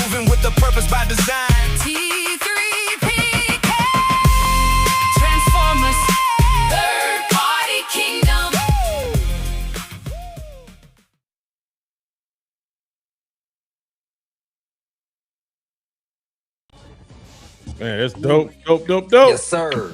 Dope. All right, everybody. Welcome to the network.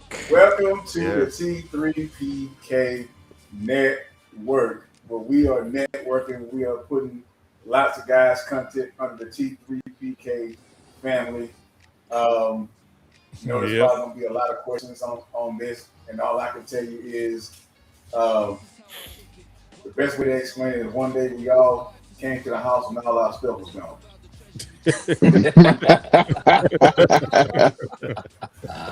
Oh man. And so, when you get kicked out the house, guess what? Hey, you get your hat and your coat, you go build you another house. Go build your home and not somebody else's. So with that being said, welcome to the T3PK network. Video was done by our very own T3PK, Eric Vogel. The music is by our very own Cybertronian Quest. And we got some of our families on here. You got MD Secret that's here. You got Gil ATL that's here. And then you got the other brothers, me, myself, Icon Chris. We got Perry Dynamics here. We got the Magnificent Manu there. We got DJ Mr. Aegis Magnus. And then we got TNT Neon Prime. And shout out to Micro House with the Icon Files. Shout out to Eric Vogel and Orion Stats, the Two Dad Crew. And then we got Daniel Ross here, which is under Design Designs. And then we got Mr. Scooby Doo. Be snapped. Let's go. Yeah. F2727 is under the network. So we are building our own building. We're doing our own night. And y'all stay tuned because I'm going to tell you something right now. This ain't the last time y'all going to see this. I ain't going to say y'all will get tired of seeing it, but we going to be expanding. This is a takeover. And I have one last thing to say. When you become the king, only cowards step on ants, and we the king, and we ain't finna step on the ants that was we thought that was above us because they had a sugar cube. But we're gonna keep on moving forward. Oh man.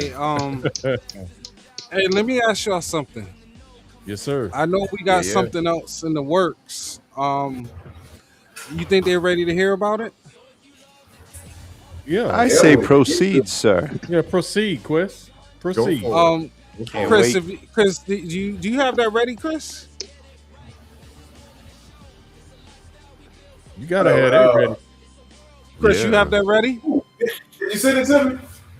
Hold on. I think I have it on my. We got something else that we've been working on. If you got it, you can share your screen. All right, give me 1 sec to pull it up. So, if I could talk out of place for a minute. Go ahead. It's your show. Nah, it's our show, man. It's our show. Well, I'm saying you got the flow right. Go ahead.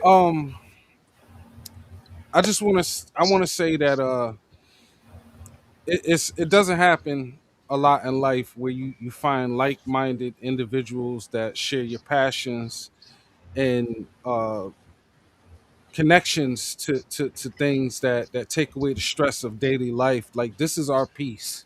Yeah. And we found a family of brothers that are all committed to the same vision, the same passion, and we are our brother's keepers. So I just want to put that out there. Hold on, I'm gonna pull it up right now.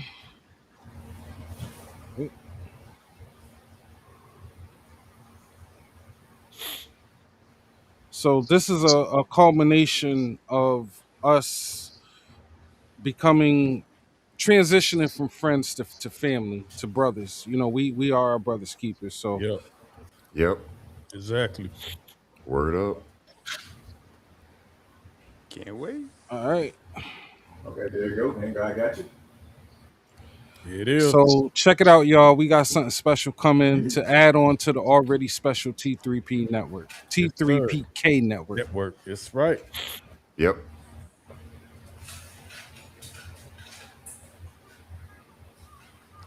Can you share the With the sound there?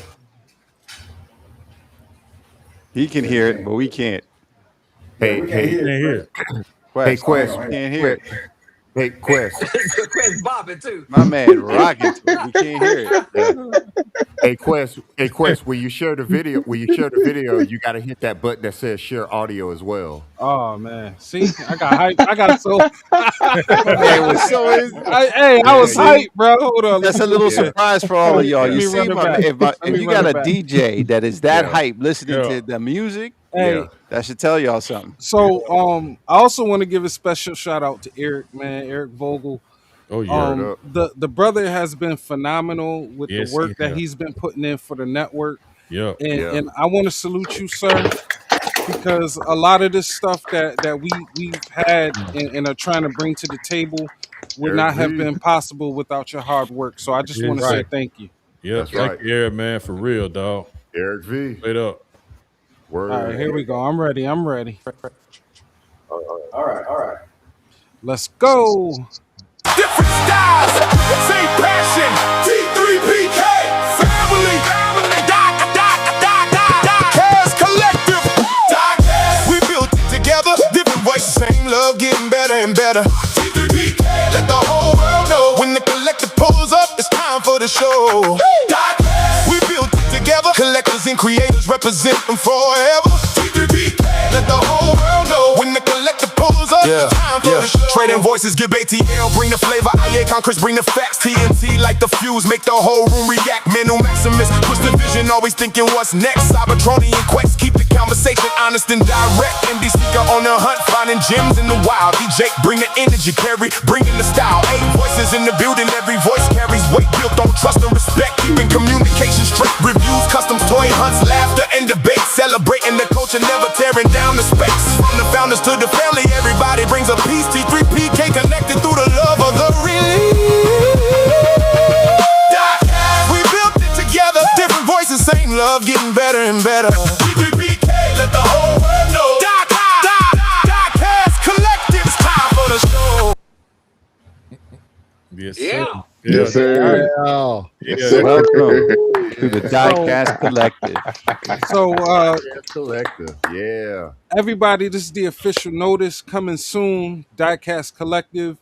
You can find us on YouTube at 12 o'clock midnight tonight, Eastern Standard Time. The channel will be going live. The video will be up. So just do us a favor, head over there, follow, like, subscribe.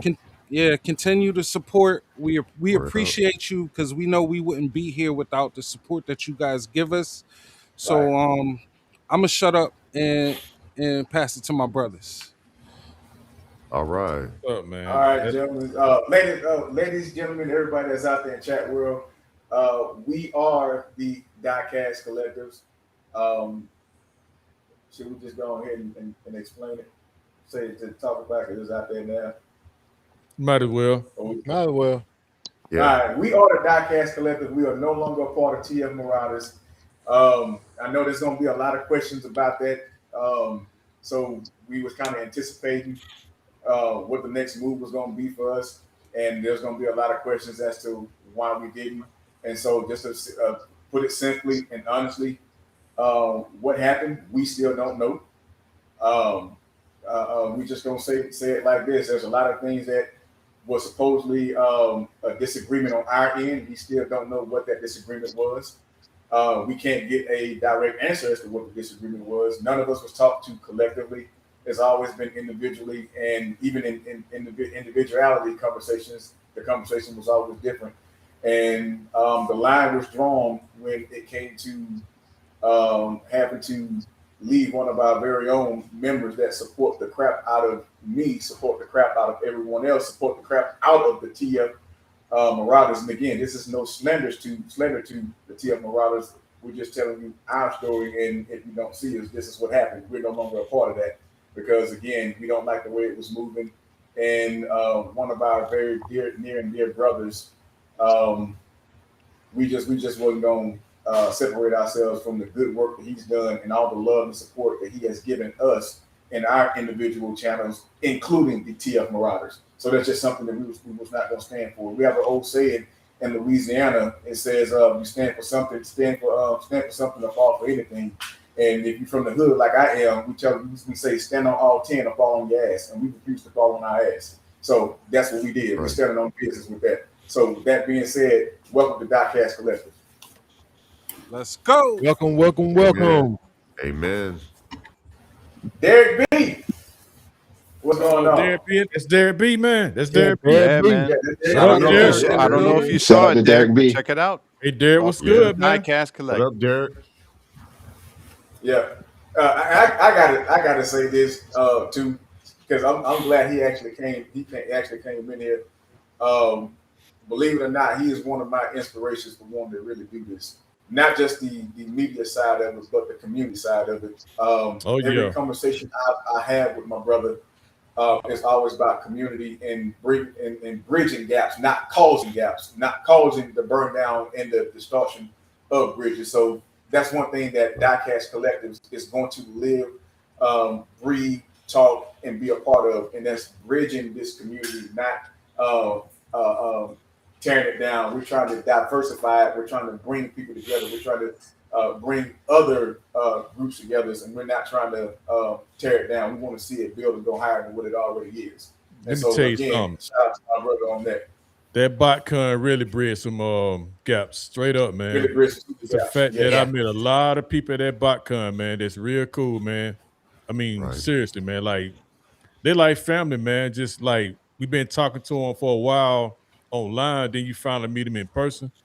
Man, that's a different feel, man. Yeah. For real. Yeah. Just like the It man was- Perry right there. Perry, man. Bruh, I'm glad I met you, dog. Straight up, man. Same here, brother. For real, Same man. here. Ivan. Yeah. Hey, Ivan, bro. Yep. Same here, man. Met you in person, man. Can't wait to meet Quest in person. Can't wait to meet TNT. Me and DJ already met, so you know what I'm saying? Manu too, bro. You know what I'm saying? Yep. All us, It'll man. happen. Y'all like my brothers, man. I'm beyond it with y'all, bro. Absolutely. Yeah. Likewise, Yep. brother. Can Yeah. I say something real quick? Yeah. Also, Mr. Gibb and Bobby the Bot are doing a thing in August 15th Call, man. in Good Atlanta. call. Yeah. So if you want to come see us, I'm gonna make it. So if y'all want to come see us, come on down. August 15th.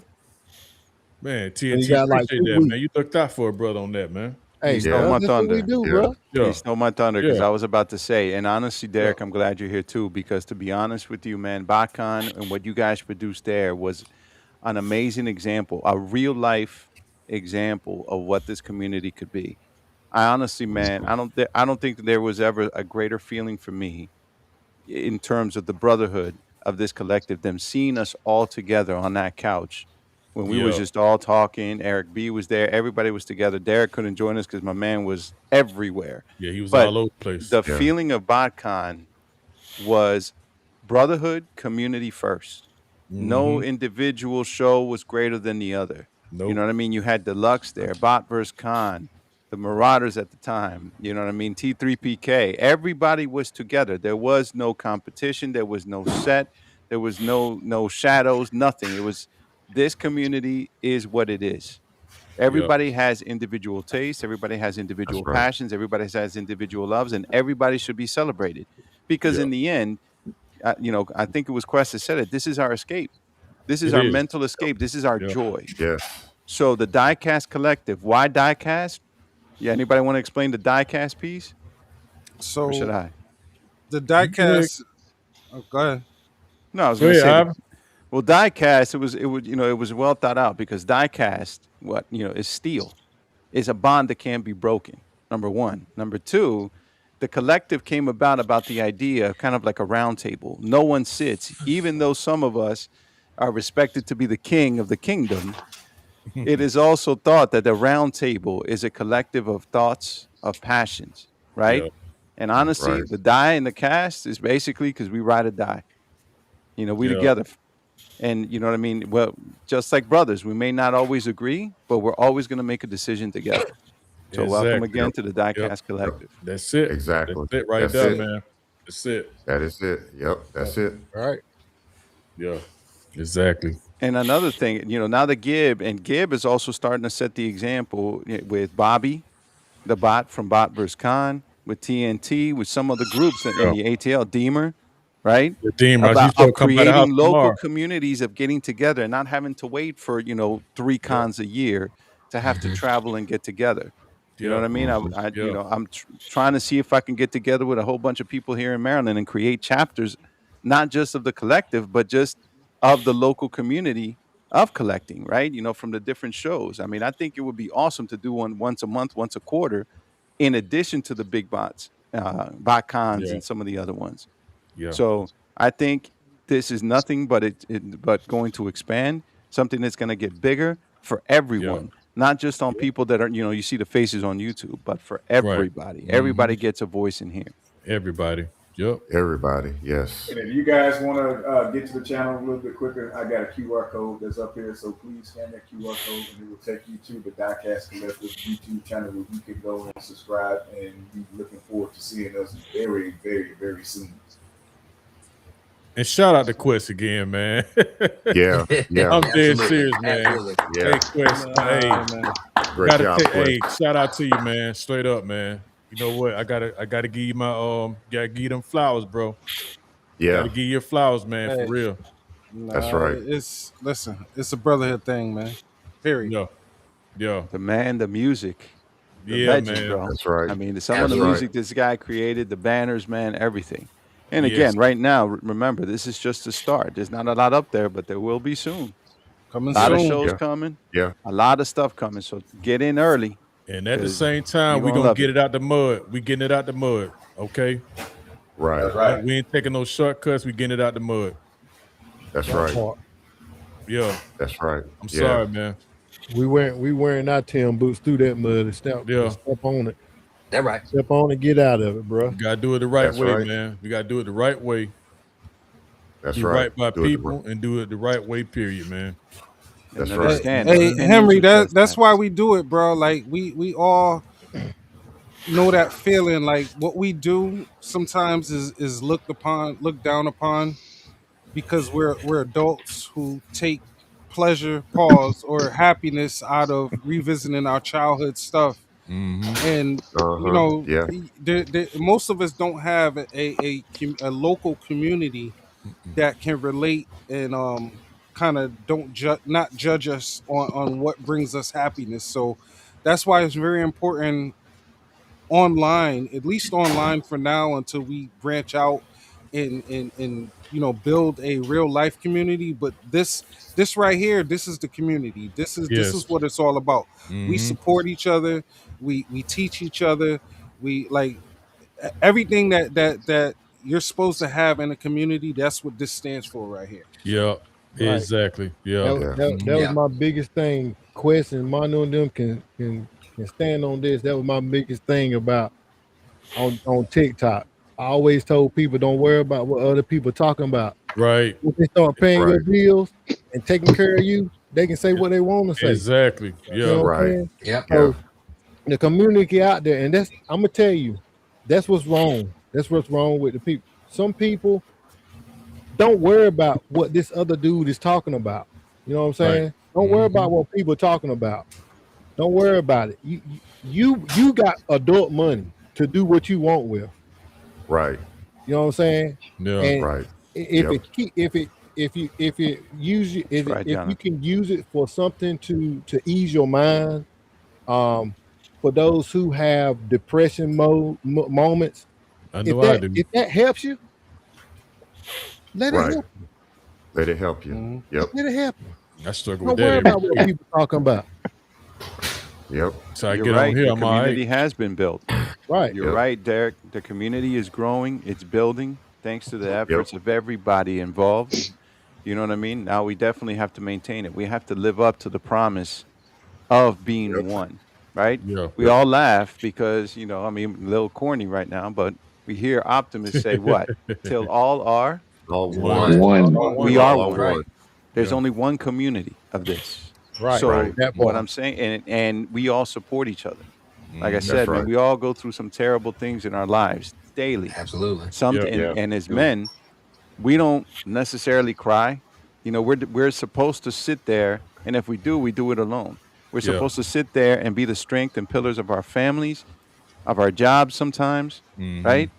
But at the end, I know that I can come here, I can watch any of the other YouTubers and they could relate, and that's our escape.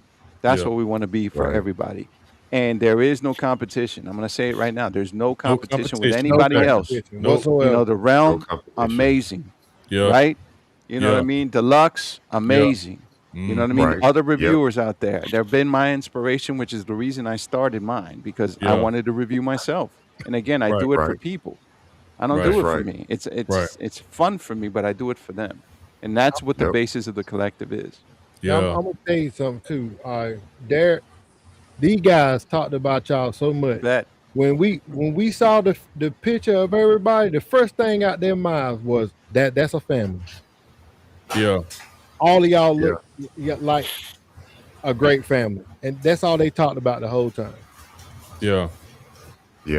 And that's what it's all about. That's what it's all about. Hey, and Jonathan, man, you're not a lone wolf. You got a pack right here, bro. TT3. Yeah, you do. right. Yeah, you ain't no lone wolf, man. Yeah, you ain't no lone wolf, Jonathan, man. You know you that. ain't no lone wolf, bro. No, bro. Yeah, You I ain't no will tell lone you wolf. something too. Your I will family, tell you brother. something too, Jonathan. We don't just show our teeth; we bite. That's right. Yeah. Defend our own. Yeah, You know what it yeah. is? I get Lone what wolf. he's saying though, because at the time when you start collecting as an adult, you look at this and you feel alone. You Yeah, you almost do. feel alone. You Yeah. don't. You feel like I'm 40 something Right. years old. I'm Yeah. 30 something, whatever your age is, and I'm collecting Transformers. There's something wrong with me, Hey, it's almost like a dirty Yeah. little secret when you first Right? start out, right? It So I is. get what he's It saying. really is. Yeah. Yeah, But it here's my is. Yeah. but here's my response. Yeah. You'd be You're surprised. amongst a Correct. bunch of lone wolves, and what happens when a whole bunch of wolves get together? They become a pack. Become a pack. Yeah. That's right. They become a Yeah. pack. So Yeah. now They we become are a pack. a huge pack, and we want it only to grow locally in the local communities. But if we can go global, let's It's go already, global. it's already growing, That's man. right. It's growing already. Yeah. And I'm gonna Yeah, tell that's you, right. man, I won't never ashamed of my childhood. Bro. Right.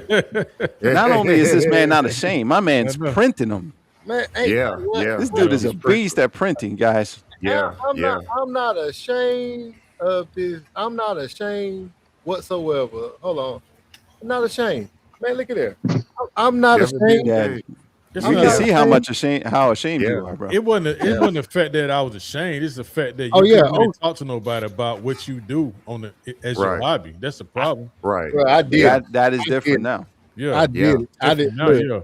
yeah, Yeah. I It's did different it. now. I Because did you'd it. be surprised. Because you'd be surprised who collects what. Yeah. Right. You'd be That's true. surprised. Yeah, that's Yeah. true. That's Yeah. true. That's You, true. you Yeah, got 'cause- movie stars collect Legos. Who Yeah. knows? Yeah. For real. Yeah. Yeah. Yeah. Yeah. And I know the show went a little long, guys, but this was worth it. We had to sit there and present it. We had to give you guys a good show, and then we wanted to hit you with this because I'm saying, I mean, what better way than to finish with giving you this wonderful surprise Oh yeah. of That's brotherhood? right. So Yeah. yeah. That's right. Mhm. Yeah. Amen. You're all right. Amen. You're all right. All right. With all that being said, we thank you guys for all your love and support. Especially you guys that's under T3PK for coming and being a part of it. Our sister groups like the Rim of Collectors, the ERCs. We got the C&T collectibles that's there. I'm trying to make sure I ain't missing nobody. I think it's a Shattered Glass Rim that's under there too. Let me just stop while I'm ahead. You better start writing all this stuff down. Yeah, I'm We'll still be here, writing all this we'll be stuff here, down. we'll be here till 9 a.m. Yeah, you gonna We continue on. Right, this stuff Yeah. down, but yeah, we back, man. We gonna do this thing right, the right way, and we gonna make sure that we stay locked in as a community. We stay locked in as brothers, as family. That's the thing. That's our actual, our honest and sincere core value here. And I don't know if Big Brother's still on that bad business, but he told me to, hey, get back to Nephew Gerald. So guess what? Y'all finna start seeing some more Nephew Gerald on here. The Nephew Gerald doctor. I got about some more characters under the belt. So yeah, get ready for that, man.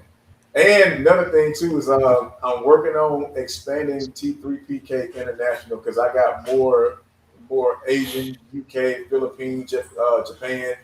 I think I got 3 people in Australia that's in the group. Right. So yeah. I'm really trying to expand my international side. I want to get those brothers and sisters more involved. So y'all be looking for T3PK International. again, I will say this again. Once you rise to power, only a coward with power steps on the end. So that's right. Hey, let that sink in. That's right. Hey, man, it is what it is, my brother. You know what I'm saying?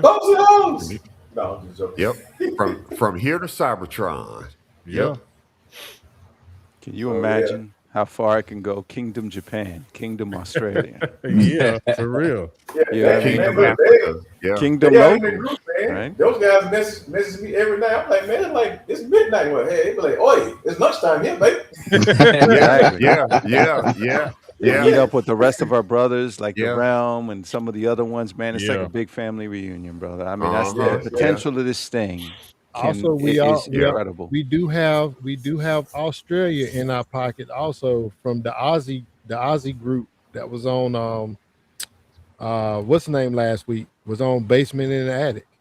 So that's one of my guys. Yeah, he's one of them. So he's one of the. I'm lying. I said 3 and maybe 4 people, maybe 5 people. I know he's one of the 5. That's in Australia that actually participates in T3PK. And to my Australian brothers, I say Aussie, Aussie, Aussie, oi, oi, oi. Let's go. Oi, Thank y'all. What you say about my mama? Oi, oi. Exactly, Eric. Exactly.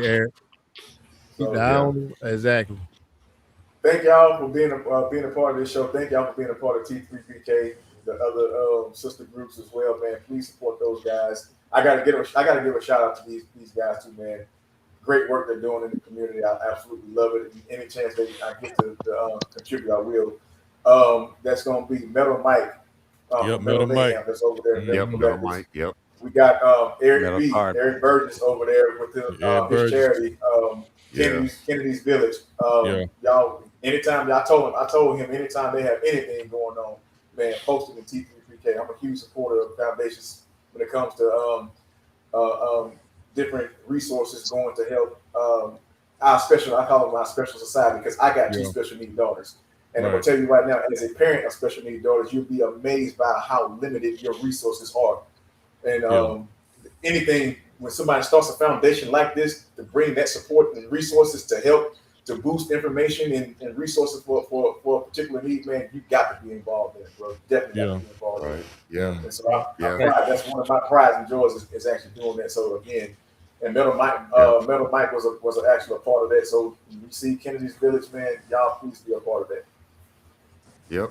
Support everyone. And each other. Yeah, exactly. That's how we do, man. That's how we do. Spread the word, man. Spread the word. I mean, we need to help. We're trying to get this thing going, but again, only spreading the word and helping each other is the way it's going to be for both established and new. Exactly. We got to be there. Right. Mm-hmm. That's right. Yes. Yes, sir. Don't just walk it, live it. I mean, don't just talk it, walk it and live it. Mm-hmm. Yeah. Walk it while you talk it. Come in out the rain and get under this T3PK umbrella. Let's go.